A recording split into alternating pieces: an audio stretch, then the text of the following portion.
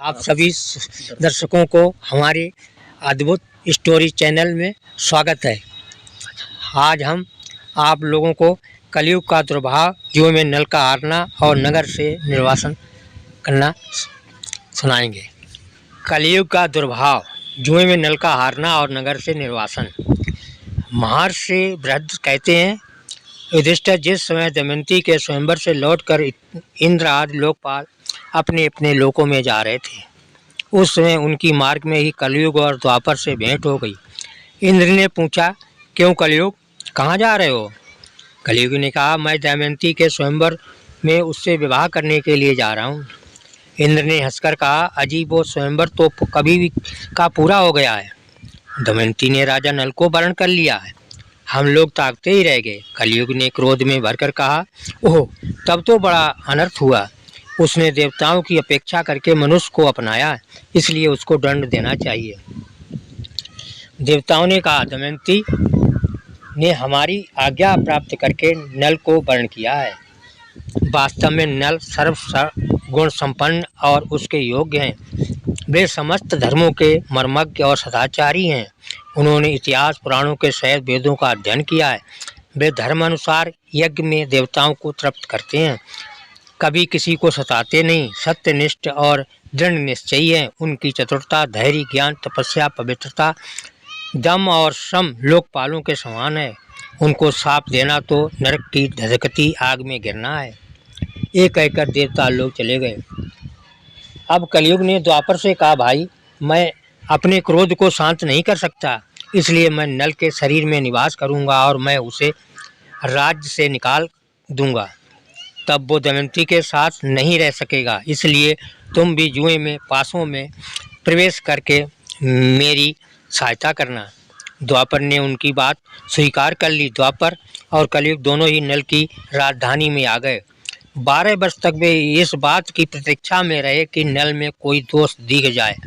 एक दिन राजा नल संध्या के समय लघुशंका से निवृत्त हो पैर धोए बिना ही आचमन करके संध्या बंदन करने बैठ गए।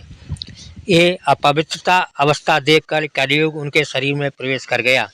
साथ ही दूसरा रूप धारण करके वो पुष्कर के पास बैठ गया और बोला, तुम नल के साथ जुआ खेलो और मेरी सहायता से जुआ में राजा नल को जीतकर निषेध राज्य का राज्य प्राप्त कर लो। पुष्कर उसकी बात स्वीकार करके नल के पास गया। द्वापर भी पासों का रूप धारण करके उनके साथ हो लिया। जब पुष्कर ने राजा नल से बार बार जुआ खेलने को आग्रह किया, तब राजा नल दमयंती के सामने अपने भाई की बार बार की ललकार को सह न सके। उन्होंने उसी समय पासे खेलने का निश्चय कर लिया। उस समय नल के शरीर में कलयुग घुसा हुआ था, इसलिए राजा नल दांव में सोना, चांदी, रथ, वाहन आदि जो कुछ भी लगाते वो हार जाते। राजा और मंत्रियों ने बड़ी व्याकुलता के साथ राजा नल से मिलकर जुए को रोकना चाहा और आकर फाटक के सामने खड़े हो गए।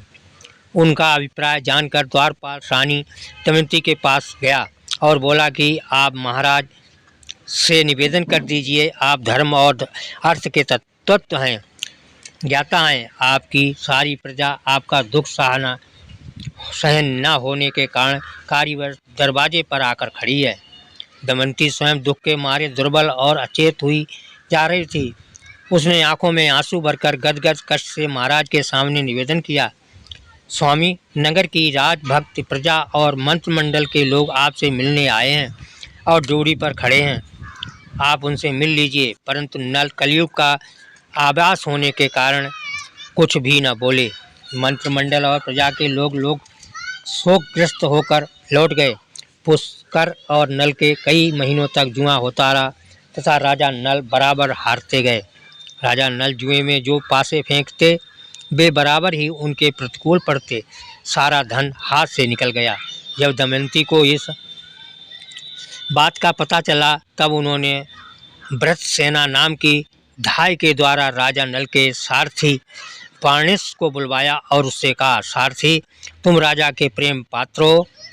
अब ये बात तुमसे छिपी नहीं है कि महाराज बड़े संकट में पड़ गए हैं, इसलिए तुम घोड़ों को रथ में जोड़ लो और मेरे दोनों बच्चों को रथ में बैठाकर कुंडल नगर में ले जाओ। तुम रथ और घोड़ों को भी वहीं छोड़ देना। तुम्हारी इच्छा हो तो वहीं रहना, नहीं तो कहीं दूसरी जगह चले जाना।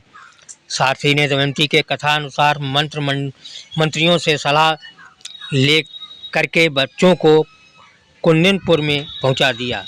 रथ और घोड़े भी वहीं छोड़ दिए तथा स्वयं वहां से पैदल ही चलकर अयोध्या जा पहुँचे और वहीं राजा ऋतुपर्ण के पास सारथी का काम करने लगे। सारथी के चले जाने के बाद पुष्कर ने पासों के खेल में राजा नल का राज्य और धन ले लिया। उसने नल को संबोधित करते हंसते हुए कहा, और जुआ खेलोगे? परंतु उसके पास दांव पर लगाने के लिए तो कुछ भी नहीं। यदि तुम दमयंती को दांव पर लगाने के योग्य समझो तो फिर खेल लो। नल का हृदय फटने लगा। वे पुष्कर से कुछ भी नहीं बोले। उन्होंने अपने शरीर से सब आभूषण उतार दिए और केवल एक वस्त्र पहने नगर से बाहर निकले। दमयंती भी केवल एक साड़ी पहनकर अपने पति का अनुकरण करने लगी। नल के मित्र और संबंधियों बड़ा शोक हुआ। नल और दमयंती दोनों नगर के बाहर 3 रात तक रहे। पुष्कर ने नगर में ढिढोरा पिटवा दिया कि जो मनुष्य नल के प्रति सहानुभूति प्रकट करेगा उसको फांसी की सजा दी जाएगी। राज्य के भय के मारे नगर के लोग अपने राजा नल का सकारात्मक न कर सके। राजा नल 3 दिन रात दिन अपने नगर के पास केवल पानी पीकर रहे। चौथे दिन उन्हें बड़ी भूख लगी। फिर दोनों फल फूल खाकर वहाँ से आगे बढ़े। एक दिन राजा नल ने देखा कि बहुत से पक्षी उनके पास ही बैठे हैं। उनके पंख सोने के समान दमक रहे हैं। नल ने सोचा कि इनकी पंख से कुछ धन मिलेगा। ऐसा सोचकर उन्हें पकड़ने के लिए नल ने उन पर अपना पहनने का वस्त्र डाल दिया। पक्षी उनका वस्त्र लेकर उड़ गए। अब नल नंगे होकर बड़ी दीनता के साथ मुंह नीचे किए खड़े हो गए। पक्षियों ने कहा, दुर्बुद्धि, तू नगर के से एक वस्त्र पहनकर निकला था, उसे देखकर हमें बड़ा दुख हुआ था। ले, अब हम तेरे शरीर का वस्त्र लिए जा रहे हैं। हम पक्षी नहीं, जुए के पासे हैं। नल ने दमयंती से पासों की बात कह दी। इसके बाद नल ने कहा, प्रिय, तुम देख रही हो यहाँ बहुत से मार्ग हैं। एक आवंती की ओर जाता है, दूसरा रक्षवान पर्वत पर होकर दक्षिण देश को। सामने विंध्याचल पर्वत है। ये पयोष्णी नदी समुद्र में गिरती है। ये महर्षियों के आश्रम है। सामने रास्ता विदर्भ देश को जाता है। ये कौशल देश का मार्ग है। इस प्रकार राजा नल दुख और शोक से भरकर बड़ी सावधानी के साथ दमयंती को भिन्न भिन्न मार्ग और आश्रम बतलाने लगे। दमयंती आंखें आंसू से भर गई। वो गदगद सुर से कहने लगी, स्वामी, आप क्या सोच रहे हैं? मेरे अंग शिथिल हो रहे हैं और मेरा हृदय उद्विग्न हो रहा है। आपका राज्य गया, धन गया, आपके शरीर पर वस्त्र नहीं रहा। आप थके मांदे तथा भूखे प्यासे हैं। क्या मैं आपके इस निर्जन वन में छोड़कर अकेली कहीं जा सकती हूँ? मैं आपके साथ रहकर आपके दुख दूर करूँगी। दुख के अवसरों पर पत्नी पुरुष के लिए औषधि है। वो धैर्य देकर पति के दुख को कम करती है। ये बात वैद्य भी स्वीकार करते हैं। नल ने कहा, प्रिय, तुम्हारा कहना ठीक है। पत्नी मित्र है, पत्नी है, औषधि है, परंतु मैं तुम्हारा त्याग करना नहीं चाहता। तुम ऐसा संदेश क्यों सोच रही हो?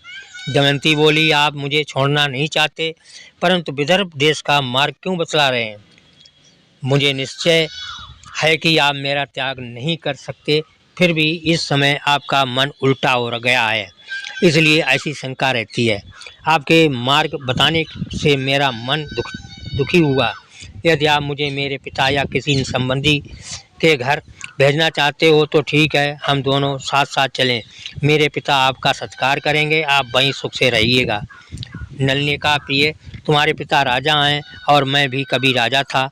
इस समय मैं संकट में पड़कर उनके पास नहीं जाऊंगा। राजा नल दमयंती को समझाने लगे।